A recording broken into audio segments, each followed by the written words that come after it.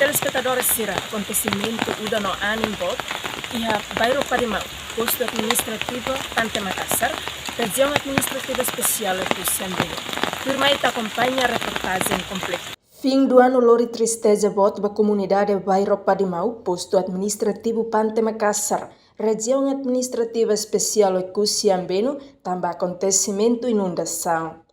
Acontecimento uda no ani, hahu keresi a loron ronoloresin sia kalang, tu kualu habalo. To loron tolu nolu fulan dezembro ne, halo comunidade sira lahak mate.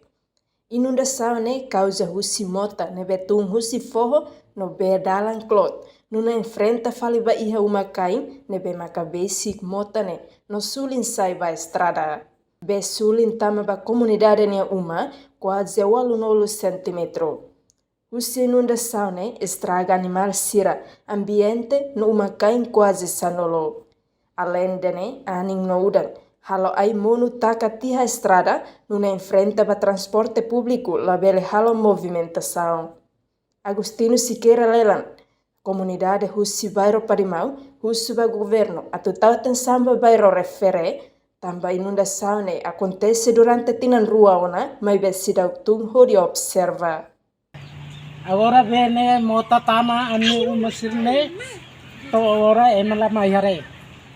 Nusa governo tem que for atenção ba betama ani umasirne.